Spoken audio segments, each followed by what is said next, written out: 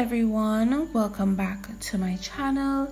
I'm so glad to have you. So today I'll be doing these cute cards, square cards, as a second video in the series of adding thread to cards in quick and easy ways.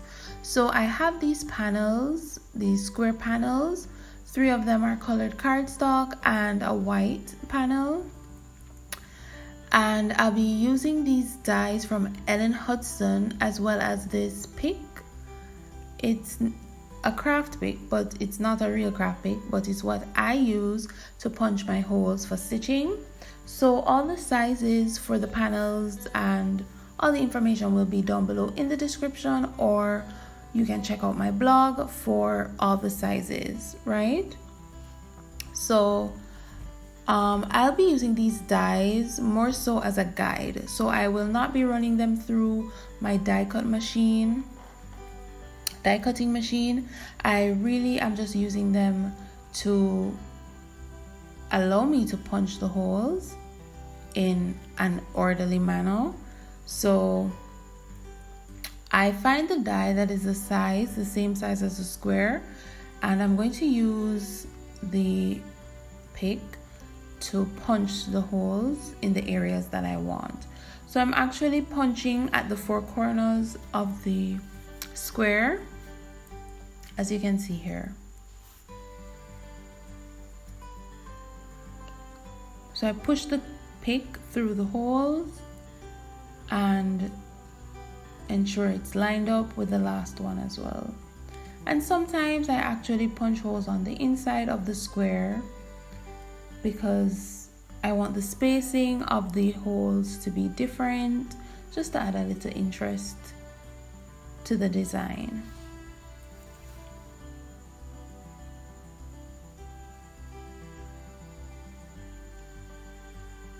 The holes are actually the perfect size for this pick, so the pick is quite easy to go through, no issues at all. So I've punched all the holes, and that's how the panel looks at the end. So now I'm using lavender thread. I'm just actually coordinating it to the cardstock that I've cut. So I'm using lavender thread, and I'm just going around the panel and connecting all the 4 dots at each level, right? So I'm just forming squares. So that's my first square, and I'm going down and sewing all the squares that I want in the same color, all at the same time. So once I change the thread, it will be easier. I don't have to go back and forth between colors, so I'm just sewing all of the same color at once, right? I also sometimes sew through one square more than once if I'd like it to look more saturated, or to stand out a bit more. I will sew it more than once to give it a little more vibrancy.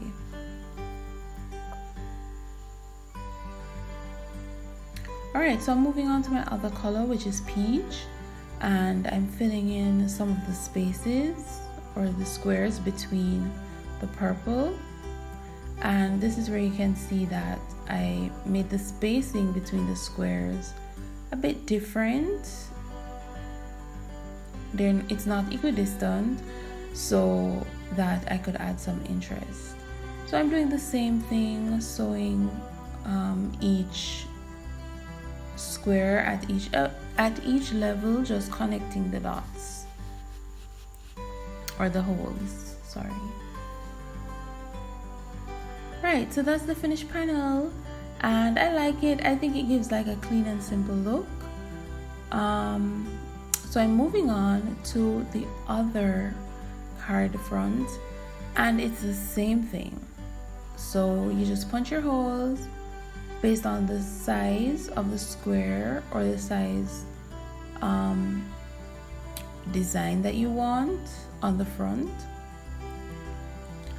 and then you just connect the holes with thread. So I added 2 sets of holes to that square. The others I'll just be adding 1, since I'll be layering the cardstock pieces, I just want a little border around the base. So I just put one set of holes on the outside.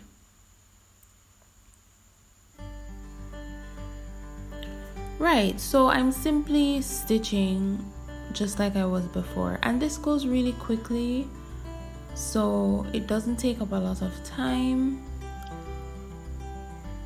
and I love the effect. It's very subtle, especially when you put tone on tone, and that's what I'm doing here, putting pink on pink, purple on purple, peach on peach, and it gives a nice subtle effect, which I really love.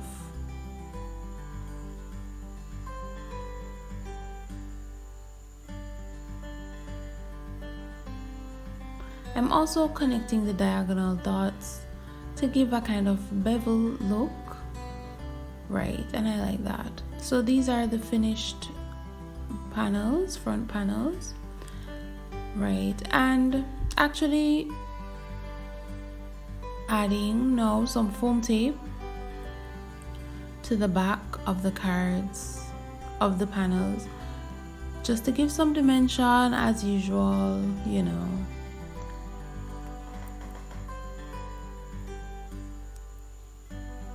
I probably should have put some foam tape in the middle, but I didn't, so yeah, but that would be ideal.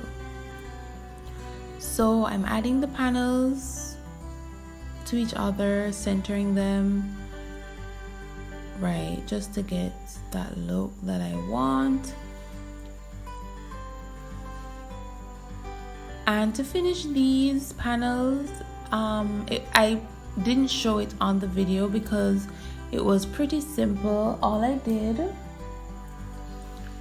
I added a die cut from Erin Lee Creative, the same shine die cut that I used in the last video, and I added that from glitter cardstock and added a sentiment strip with some enamel dots or sequins, and that was it really.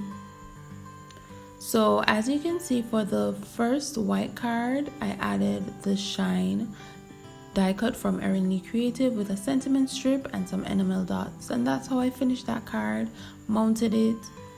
And I did something similar for this card, except I stamped in blush ink from Simon Says Stamp, a hero art stamp, which will be in the description, and I added the die cuts. So thank you guys so much for watching. I hope you enjoyed this video. Remember to check out my blog and my Instagram, and see you next time for the next in the series. Bye.